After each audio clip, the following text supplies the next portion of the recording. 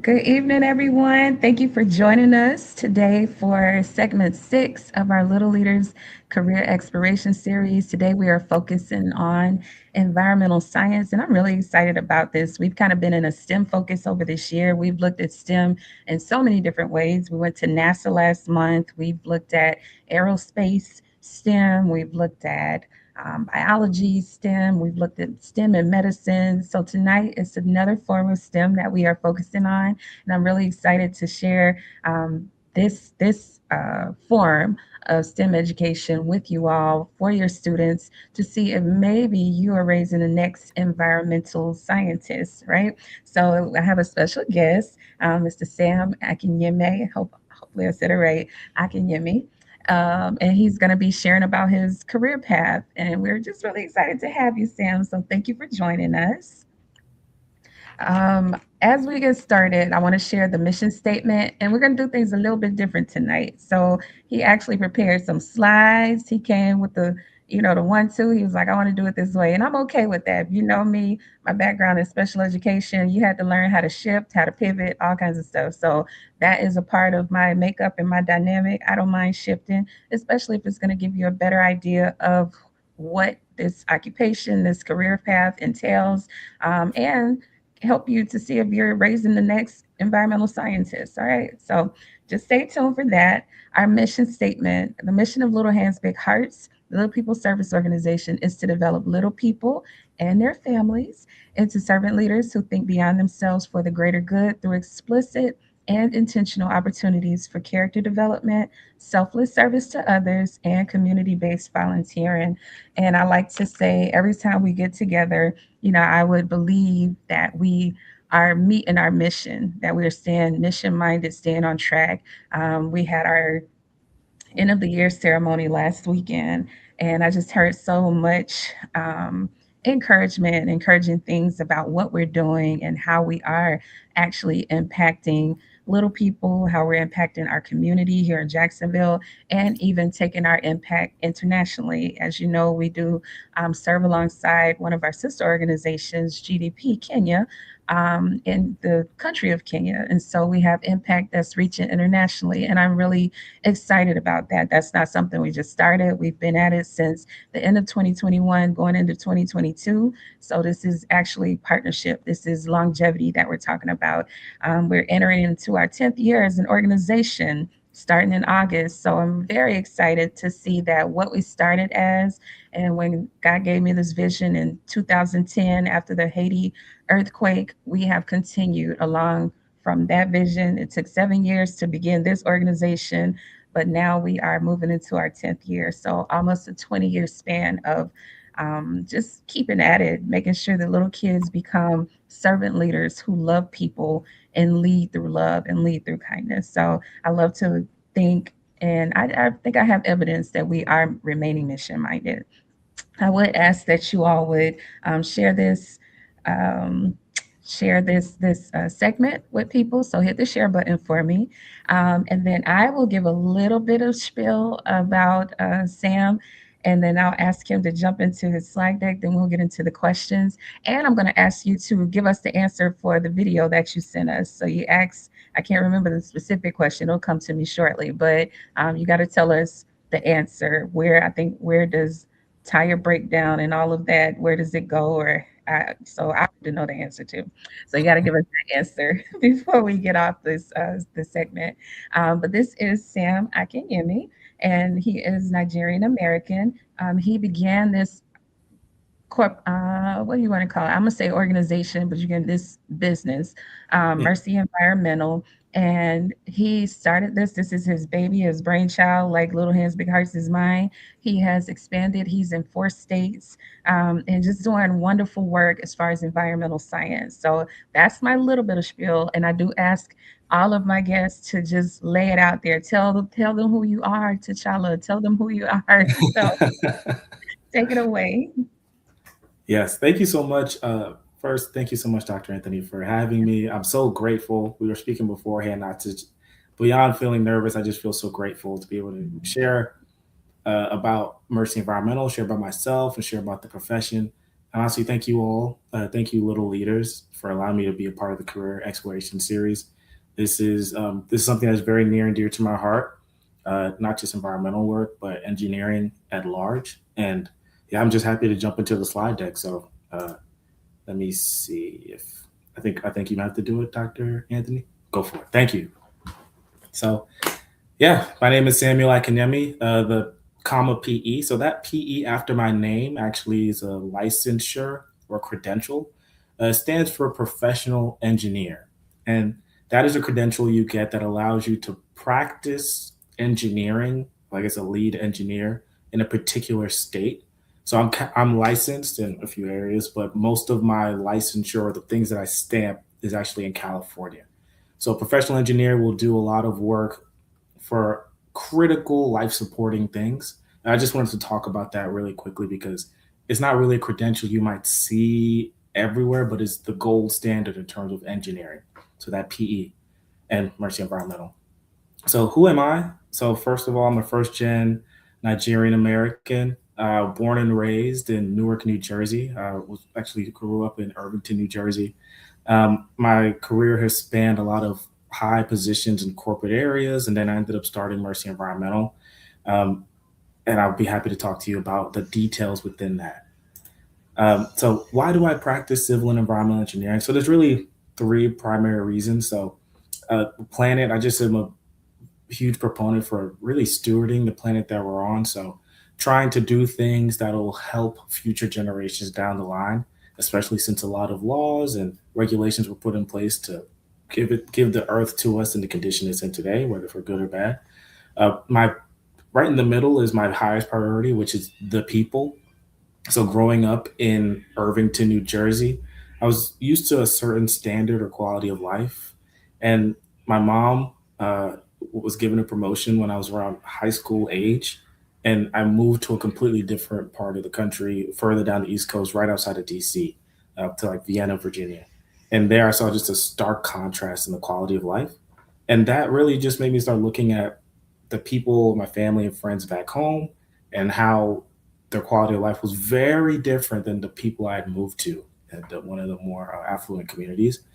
And so my purpose is using the civil and environmental engineering skills and gifts that I have to really serve those disadvantaged and marginalized communities and really help to solve some of the world's most complex challenges. So my professional journey, just in quick and in short, I went to Virginia Tech, graduated from there with 2 degrees, environmental engineering and a degree called mining engineering, which I'd be happy to talk to you about as well.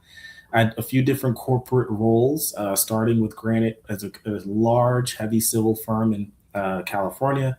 I worked for WSP as a consultant, worked for a couple Fortune 500, Fortune 150 organizations, including Tesla and NRG, and some high corporate roles. And then I spoke about my PE licensure, the third one there, becoming a licensed engineer to practice, and then starting my own organization, Mercy Environmental, which I'm happy to represent today. So just diving into launching Mercy Environmental.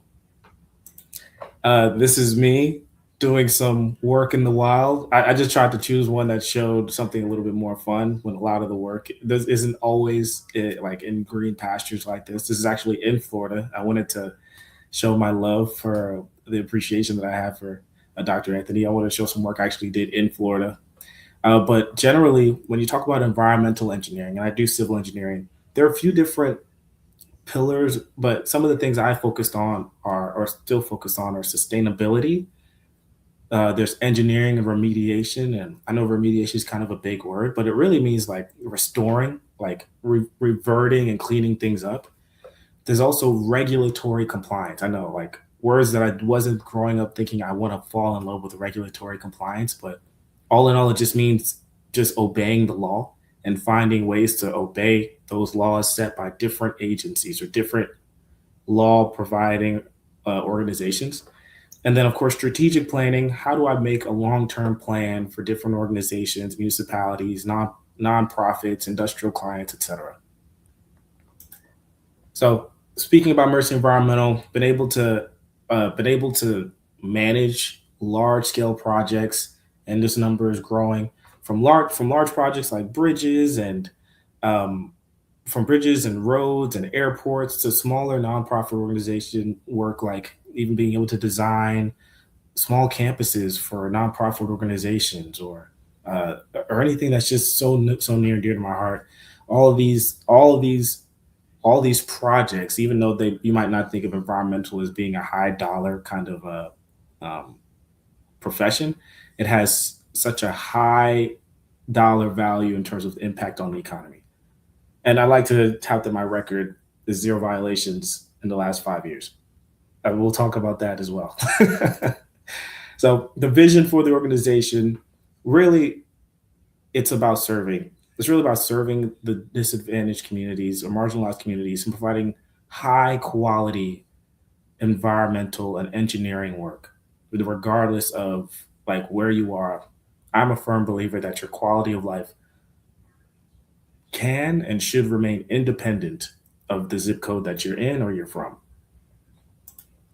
So if anybody's looking quickly for like a roadmap to engineering, of course, this is not the end all be all. And I'm thinking again, I'm speaking about hard engineering. So like I said, civil engineering, environmental engineering, which is roads, airports, water, things you actually touch.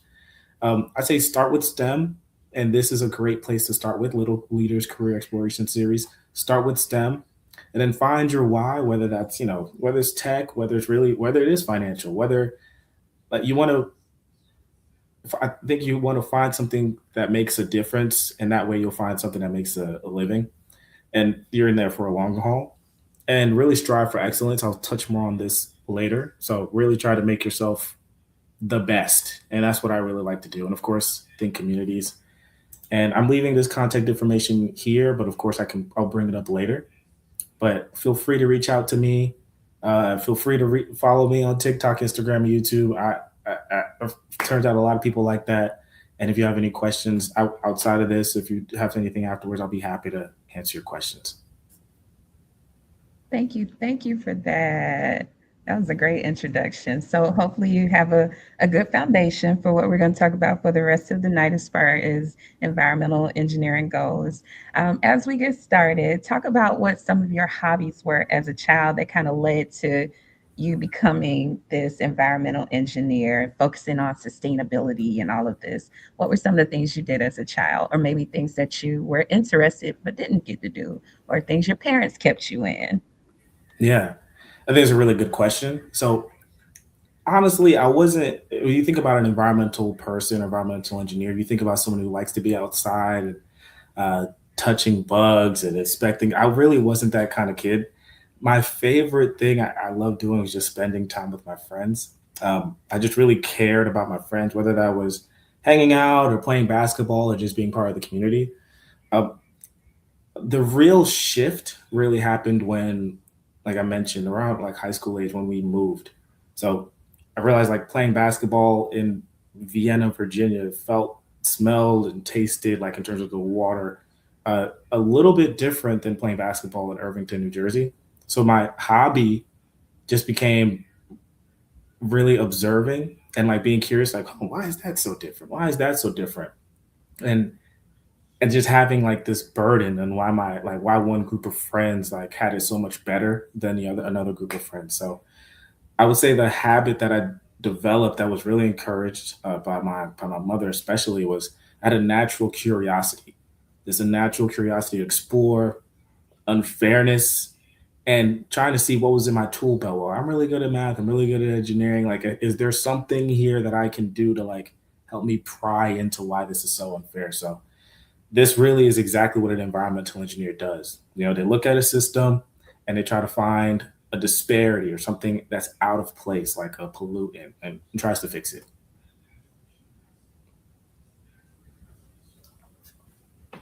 Sorry about that. I love that. So you talked about your mom kind of being, I guess, encouraging curiosity, observation. How would you encourage parents to pull out certain proclivities in their child, even if it's not environmental science, like in anything that they see their child might be prone to, that they're showing proclivities towards? How would you encourage parents to pull those things out of their child? What should they do? Spend more time? Get more books in their hands about that subject? What do you think?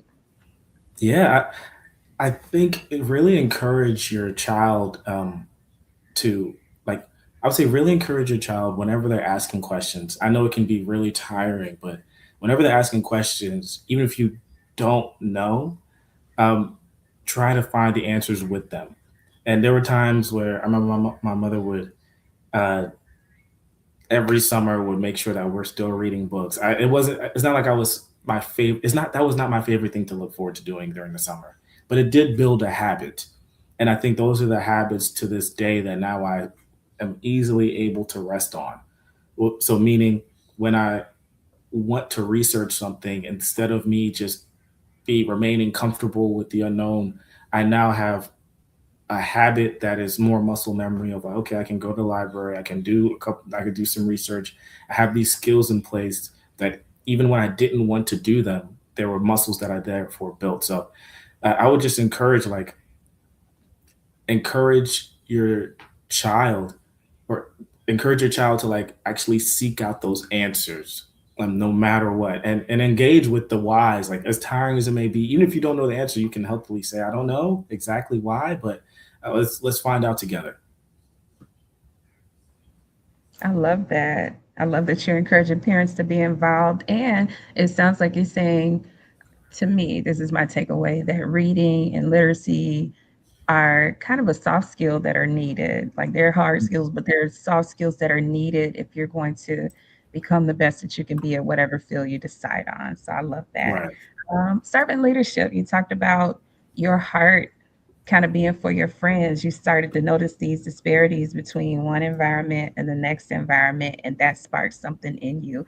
Did your parents kind of feed that servant leadership? Because that's what it sounds like was developing in your early age. So, do you think that your parents kind of fed that in you or encouraged that trait in you? If, or who, if there was anybody else? Yeah, yeah. I think it was a mixture of definitely my parents and of course my friends around me.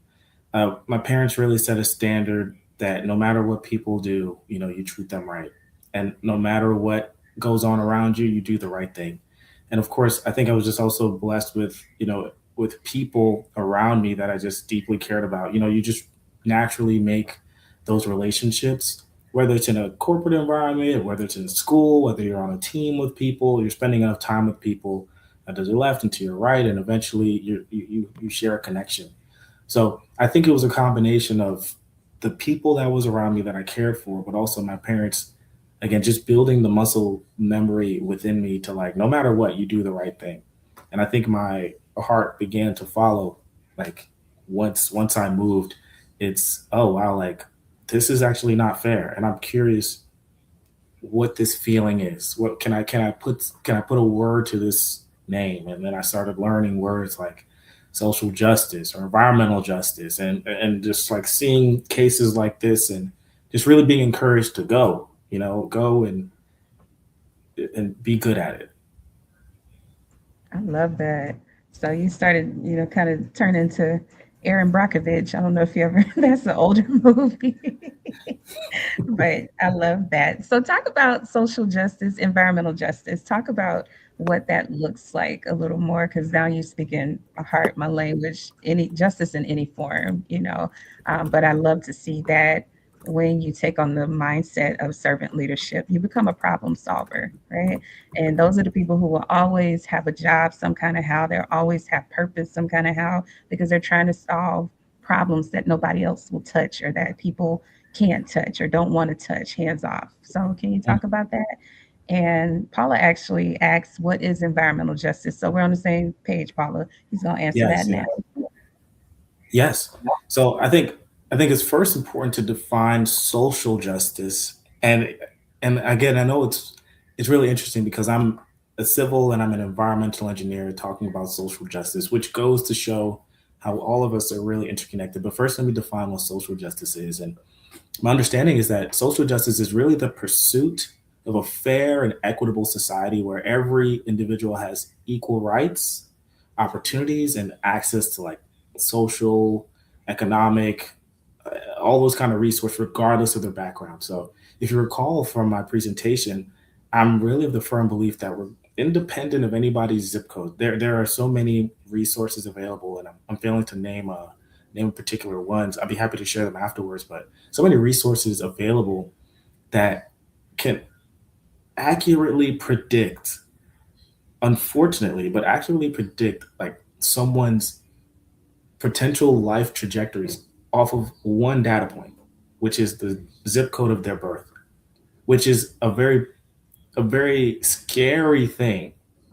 So that is speaking to social justice. Why is somebody who's born from a particular neighborhood in the United States much more likely to end up in prison, much more likely to end up obese, much more likely to X, Y, and Z compared to somebody who's born in another zip code? And that's just one data point. So environmental justice is a specific pillar of social justice where it really ensures that all people have equal protection from environmental hazards.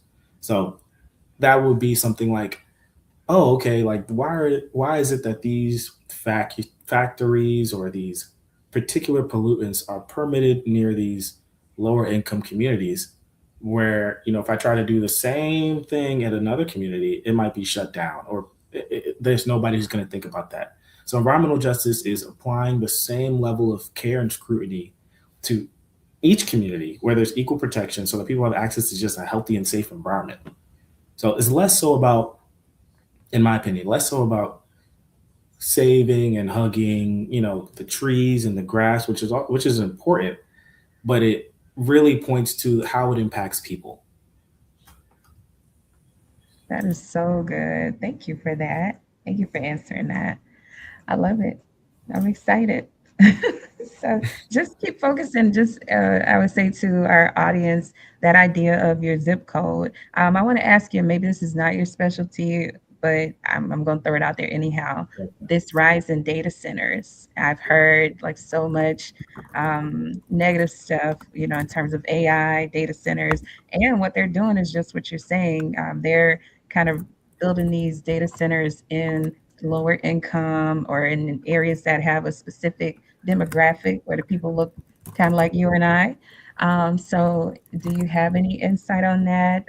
Is that on your purview for, um, I don't know, just kind of exploring and providing resources, information, taking it to the Capitol? I don't know. Yeah. So some of the work that I do, whether it's in a consulting capacity for either for profit or nonprofit work, is actually in direct relation to artificial intelligence, cloud computing, data centers, especially. The way that it impacts human health, particularly, and I know this might not even seem like environmental, but it's almost like I feel like in this call we can expand the scope of environmental to mean more than just the green things you see outside, but but also more than air, more than water pollution, but also including noise. So this actually creates a profound crisis, and I know that word means a lot, but a profound crisis, I would say, for environmental injustice, because these massive industrial facilities require immense amounts of energy and resources, and they really act as really localized pollution hubs. So they really strain or harm communities that are surrounding them. So, and one thing to really consider, and please, I don't want to, I can go on about this for a while. Okay. Um, one thing that's really important to know about this is that, data centers operate 24/7. I shared previously that I used to work for a Fortune 250 organization uh, that was actually like provides energy, manufactures and provides energy. And one of the important things is that you don't want to have any downtime for these data centers at all, and that includes the energy that goes into it. You're looking at upwards of 99.99% uptime. That's 4 log. If you're a math nerd, or if you're going to be, if you like a math nerd like me, that's 4 log in terms of dependency. And that basically what that produces is an issue of like these things called particulate matters. Now, I'm getting really scientific here, but basically, we're talking about potential links to like respiratory and heart diseases. So, data centers rely on like massive arrays of like diesel backup generators and sometimes just natural gas. and they produce, yeah, the particulate matters and nitrogen oxides.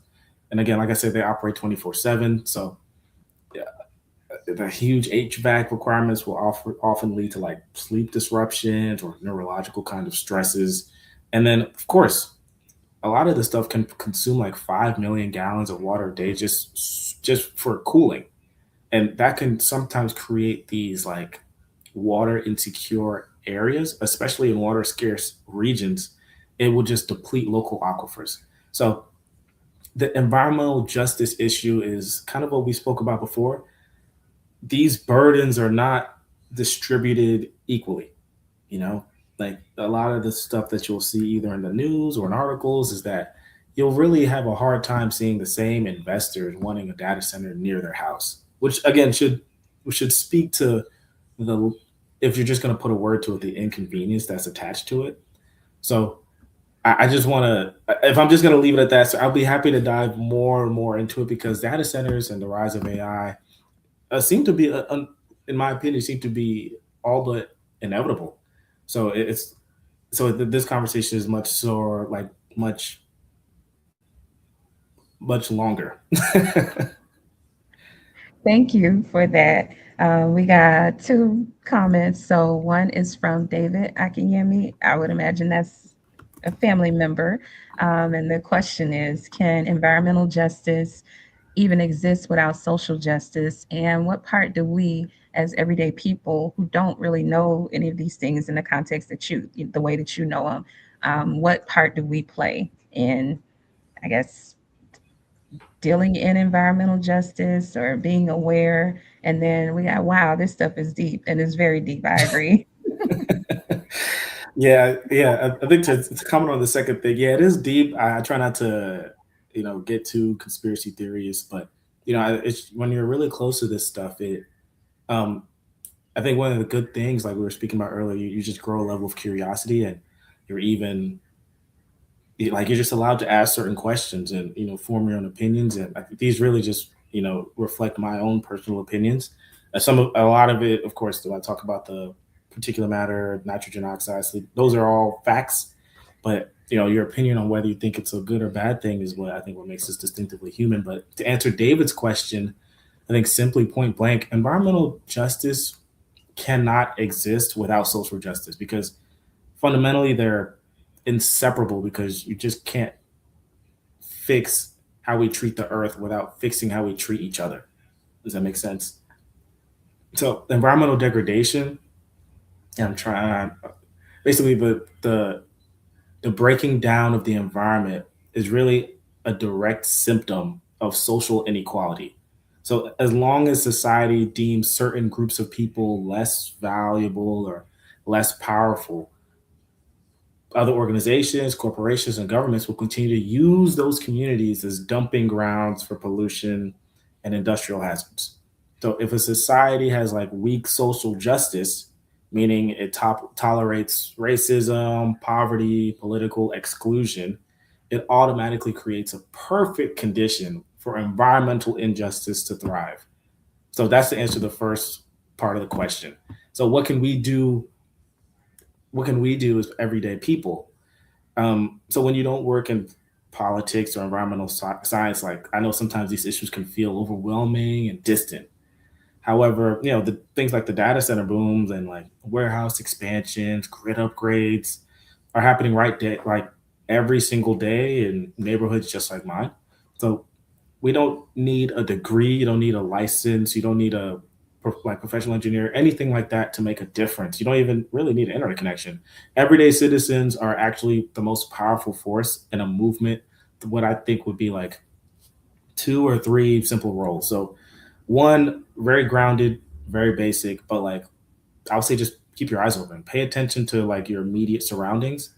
So environmental justice always starts locally. It's really hard to think about saving the world when you can't get off your block. And industries rely on communities. Realistically, they rely on communities being too busy or distracted to notice what's going on around them. So I say look for changes. Notice if there's an unusual amount of heavy diesel trucks moving and driving down a local road. Read signs. Look for like zoning signs or land use or even public notice signs. My family and I, we were driving today and noticed one that's good. I would say a second thing is like show up for local governance. And this is really important about like having a power of presence because decisions about where to put data centers and power plants and waste facilities are not decided, in the White House. They're actually decided by local county supervisors, planning commissions, zoning commissions. And I know it's often tough, but what you can do is like go to one of these meetings, go to one of these local planning commission meetings, town council meetings, because they're open to the public. And there's this thing everybody can do, including I have a brand new niece. I think she's 5 months old, including my 5 month old niece. She can do this. She can submit what they call a public comment. No matter what, every U.S. citizen is allowed that every resident of every county is allowed to submit a public comment during what everybody has to have is a mandatory public commenting period. You can write a simple line saying this project will create too much noise and traffic, and they have to do something about that. And so I think one I said, well, I know this last one I said like go to governance, like be a part of local government. Like the first one was keep your eyes open, and I would say just join other local grassroots groups. Like community power is, in my opinion, what's been the largest movement and movement of inertia for like global change. Everything really has to start pretty small. Those are so good. I'm trying to put them in the comments, so that's the delay. We had another question. So, another comment. This is some good stuff.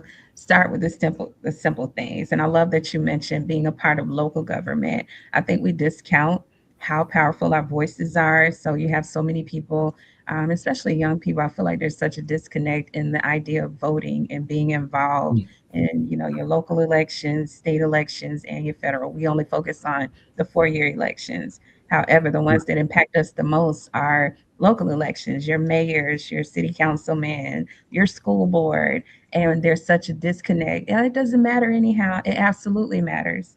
It Yeah. absolutely matters because when they start putting these data centers in your area and all the stuff that he talked about, you know, um, the noise pollution and all these different things that happen as a result, and those things begin to impact your health. If I don't know who's seen Aaron Brockovich came out in 2000. It was the year I went to college, and it was such a big movie. But they talked about how this pollution, these dumps were in certain areas, and all these people, they I think experienced like cancer and all these debilitating diseases, and people were dying over these years. And they finally, boiled it all down to pollution and dumping in certain communities, right? And Yeah. there was class action suits and all this stuff. And that's where we started getting regulatory things that happen nationwide because of certain precedents that were set, right? So you are a part of that. Your children are a part of that. Teach your kids to go and, like he said, use their voice. I don't care if it's just saying it's too loud. He said, Yeah. just let your 3-year-old get up and say it's too loud. Use your voice and be involved. Be involved. So that's my soapbox for tonight. I'll get off of it. You stay on environmental justice though, because I'm with you. I'm with Okay. you. Yes, I'll be happy to talk more about it. Absolutely. We had a question. Thank you, Tracy Okafor. What are some classes that you recommend the students take if they're interested in doing environmental engineering? Yeah. These are good questions. When I'm thinking about, um, that's a good question because right now I'm thinking about college. So I'll start with college and then I'll work my way down to something prior to that. But definitely, I would say pay attention in your chemistry classes. I would say, regardless of what level that is, whether that's in college or whether that's in high school or middle school, because it focuses on the reactions in water and air and soil, and it covers how certain pollutants break down. So this is actually kind of a hint at the question that we spoke about like, oh, what happens like when your tire kind of breaks down? Like, where does it go? And it's not like, and I know this is funny to think about, but if you remember, I told you earlier, I studied this degree called mining engineering in college alongside my environmental engineering degree. And in mining, we had this one saying, which is very intuitive but straightforward. It's that everything that we see and do is either grown or mined. Everything is either grown or mined.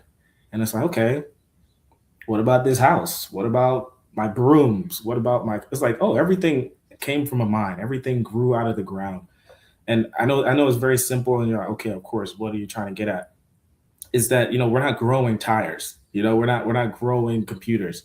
And when you talk about like environmental chemistry, when things start to break down, like there are chemical components that start to transform into different things that when enough sunlight hits it does something. So like tires have a really high concentration of what we call zinc.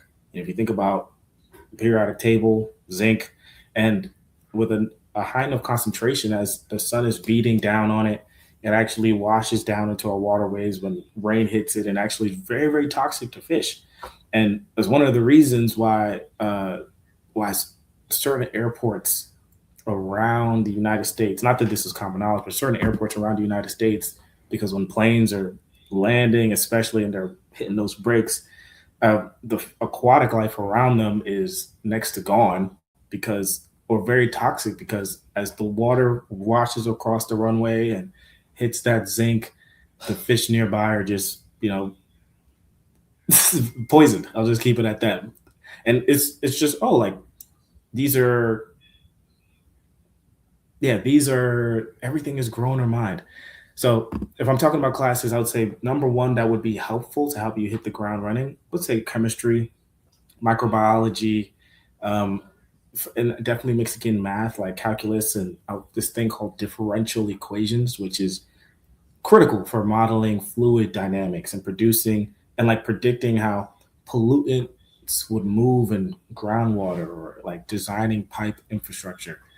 And I would say for core engineering, fluid dynamics, hydraulics, so again, like how would a fluid, how would air and water move in a certain space, like in a river or an aquifer or treatment plant or water distribution, mass, energy balance kind of thing, like kind of like an accounting system for engineering and fate and transport. That's really really in the weeds there, but I would say those are the ones. Uh, if you're looking at particular courses, um, I did something in college towards the end, which I really wish I did sooner, which was just taking some environmental law and policy courses or just general law and policy courses, understanding the Constitution, understanding local government. Those things were just really intriguing to me. Taking some environmental justice courses to understand just how like well rounded you could be as a citizen. Yeah. Okay, I want to make sure I captured them all. Chemistry, microbiology, and you said one after that, and then you said a math course, and then you said fluid dynamics, hydraulics, environmental law and policy, environmental justice. What was the two I missed? I would say like calculus, I think, and that's probably said differential equations, but those would be you would need if you're going to college. Those would definitely be things that you would be taking anyway to be able to graduate. Okay. And then we had a comment. Differential. There might be in there. And they asked this, asking your opinion. I recently moved to the country. The country is Georgia, backwoods Georgia too, like real tiny, this big. Okay. And there are no viable sources of income to be made in the nearest city. Businesses have moved out, and I heard a few days ago that they were contemplating erecting data centers in this area, which they said would produce jobs. I think that's the selling point. Oh, you're going to have more jobs here, right? Yeah. But what is your take on that? Yeah. I'm Come on, laughing you're because our expert. Go for it. Go for I'm it, laughing because I'm like, I don't want environmentalists. just this should just be my opinions. But I think I want to see who asked that. That's a really good question because it speaks to the fullness. Eva, I'm pronouncing it right. Yep. Eva, I think your situation like really perfectly captures the central conflict of the data center boom in rural America, where a rural town loses its traditional economic engine, businesses move out, and the promise of massive tech investment sounds like a much needed lifeline. Like it's not just opportunity at that point; it's almost critical to just keeping the town alive. Um, the reality of what data centers actually bring to a local community is really a double-edged sword, though. If you're hearing these rumors in your area, you're likely feeling the ripple effects of what is like a massive expansion pushing outward, um, from, I would say, another hub. And okay, basically, an objective take on what happens when data center move into like an area like yours is like basically I want you to know like it's between like promises made and long-term reality. So on one hand, the job creation reality, I think is there's a big disconnect.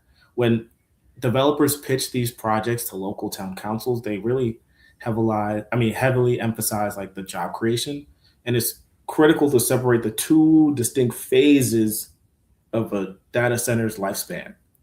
So there's the construction phase and then there's the operation phase. And I know like this is very intuitive, but the construction phase is like building a data center requires like hundreds of electricians, pipe fitters, concrete laborers, engineers. This creates a temporary surge, almost similar to like when a World Cup goes to like a smaller developing nation.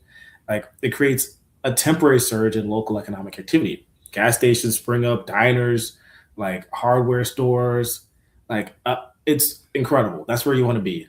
But these jobs disappear the moment the building is plugged in. And then you have like the operations phase where a data center is fully built, and hear me well.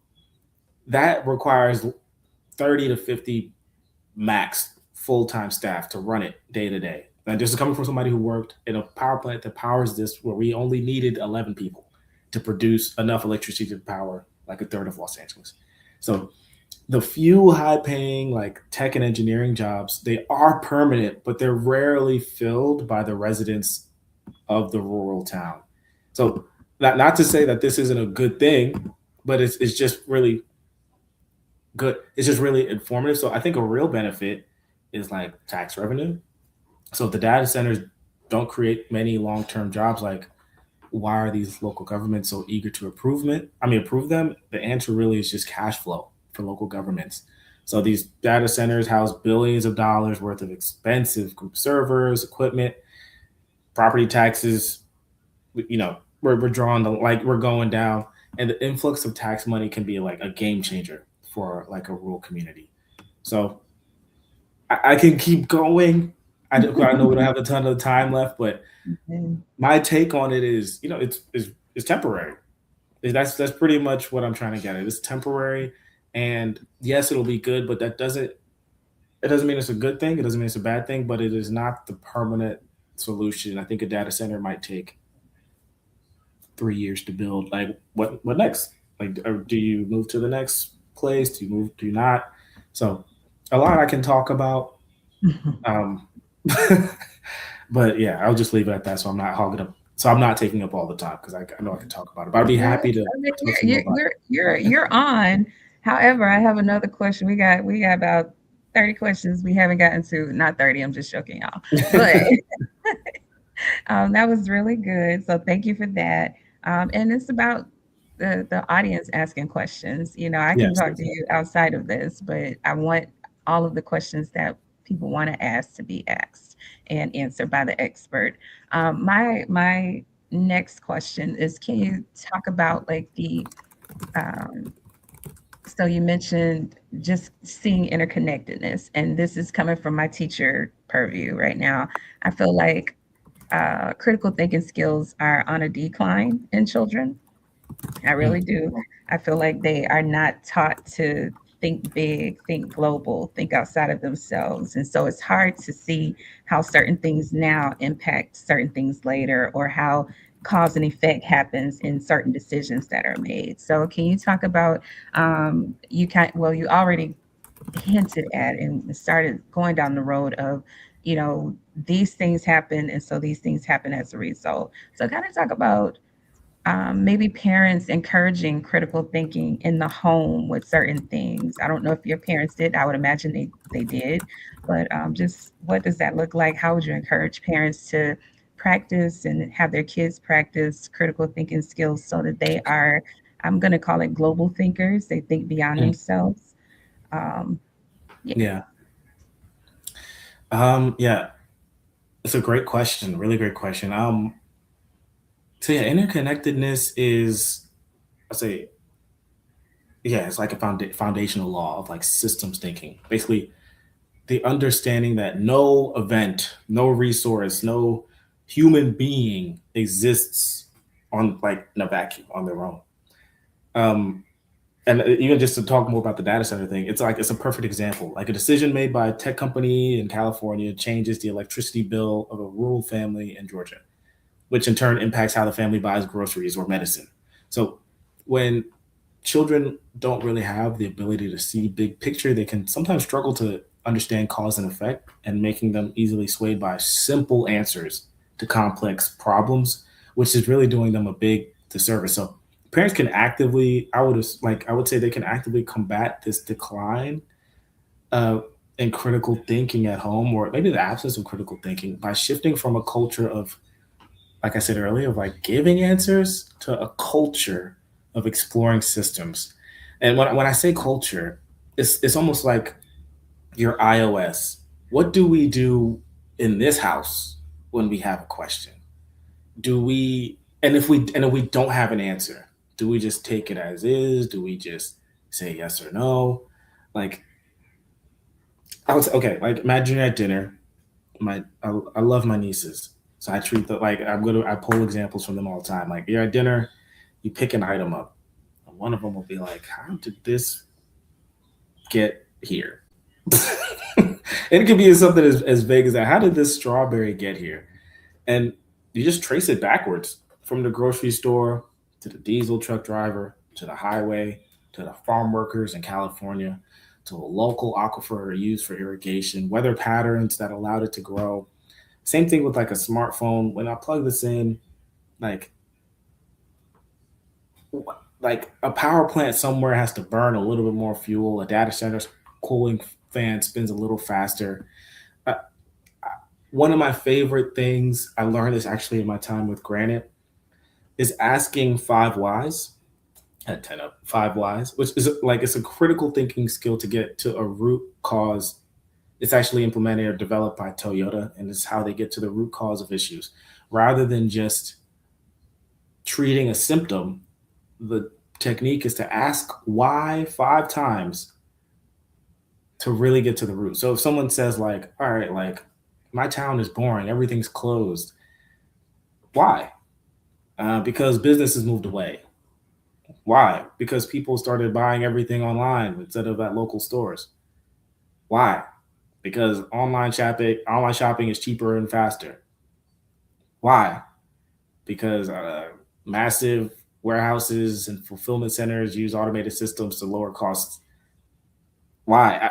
Because customers value convenience over keeping money in their immediate neighborhood. So, like by the fifth why, a simple complaint about a boring town transforms like that to like a high level realization about global economics and consumer behavior. Not to say that your 6-year old needs to be a leader, global thinker in logistics with everything, but I would just say what I'm saying is, yeah, develop a culture where if there's a question and we don't have an answer, we get to explore that together. Like our default now is we will find this answer together.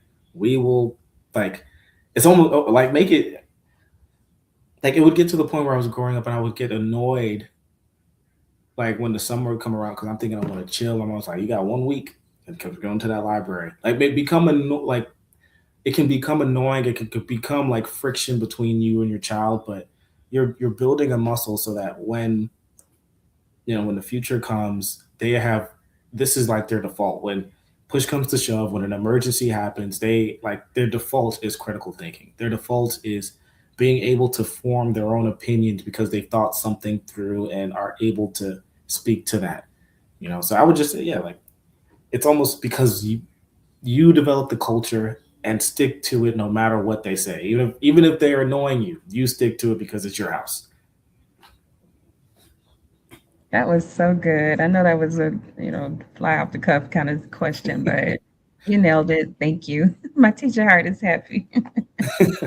And I love this idea of the five whys. I love that. And parents, you can flip that because your kids ask you why. Why? Why can't I go to the why? Because I said the why? So flip it on them. You give them the five whys. You present the question and then ask the five whys. I love that.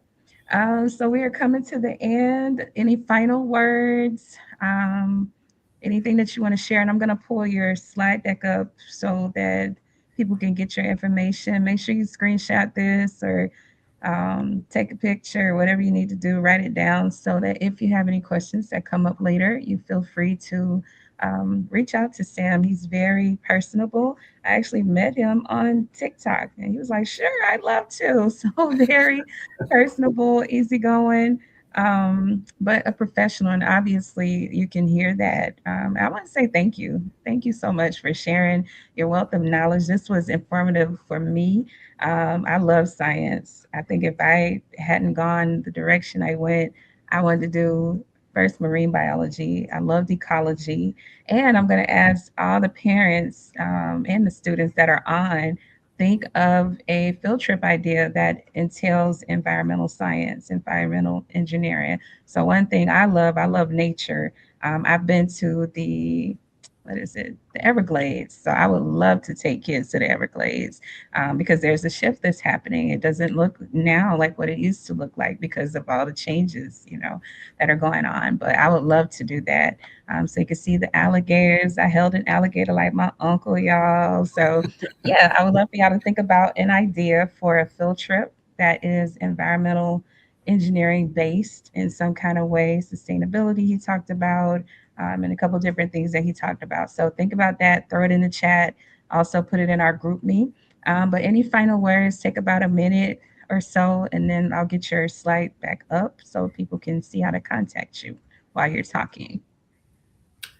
Yes. Yeah. The one thing that keeps coming to me is my favorite quote, which is actually from now nobody that famous, but like one of my best friends, and I think is what really motivates me to do what I do. Like not necessarily environmental engineering, but caring about people, and it is to fall in love with people quickly. That is really what drives me. I know we kind of live in a society that makes us feel like people have to earn our love and earn this special place in our heart. And, I really believe that our love is to be given very freely. And it is because we've been so loved that we're able to love so much that I think we can access such a deeper level of empathy and love with one another that is only reserved for people that are willing to love each other really quickly. So I would say that's my piece of advice. Like we're like outside of engineering, outside of environmental, like just bigger than that is at the core of this. The reason I'm able to maybe field some of these questions and be a little bit passionate is because I love you guys. Like I actually care. So, and it just encourages me to do some research. So thank you guys so much for having me. I'm really grateful. I'm still thankful. Thank you so much, Dr. Anthony, for having me. All right. Thank you. Thank you for joining us. I have really enjoyed this. We've had like a really good lineup, and most of our presenters this year have been men, black men, strong black men who are professionals in every way. So, hats off to me for finding extra special. No, girl. But just I have enjoyed everyone. Just the information, it's a wealth of information. So thank you for this. I really appreciate it. If you did not, not if you did not, I hope everyone signed in. There was a link that was sent. I do need to capture all this data. This is grant funded. So please make sure that you did sign in. I need everybody to be accounted for an hour, please. And then there's a sign out. So if you signed in already, please make sure that you sign out. It's on Facebook. I have it. It's not on our YouTube just yet. So sorry if you're joining from YouTube, but on Facebook, make sure you sign in, sign out. I don't have anything else. Oh, yes, I do. We have just a few announcements. Um, On Tuesday, we will be traveling to Savannah State and SCAD in Savannah for our post secondary exploration, Savannah College of Art and Design, and Savannah State University. So if you have not signed up, actually, we're almost at the end because I got a few more kids to sign up today. But I'm excited about that. We're in our post secondary summer, so we're exploring a lot of different, colleges, and it's actually perfect because Savannah State has a marine biology kind of program since they're right on the coast. So if you are interested in environmental engineering, this is kind of similar, or it's probably an offshoot of Savannah State's program. So consider joining us. Next week, we will be journeying, to Nashville from the 6th to the 9th of July. We'll be going to Nashville. This is an overnight stay. It's paid, but it's very minimal cost. And we'll be going to Fisk. We'll be going to Meharry. We'll be going to Trevecca, and we'll be going to Tennessee State. So, yeah, yeah, we will be there. Gotta see you. So make sure that you sign up. I would love to have as many kids go as possible. As far as our van can take, let me say that. And if you need any information, reach out. And I think that's it. Thank you all for joining us, Sam. Thank you so much. Just hold on before you get off, but thank you so much for joining us, and I thank everyone for joining us. Make sure you love this segment and share it. Y'all have a wonderful night, and we'll see you for the next segment. Bye.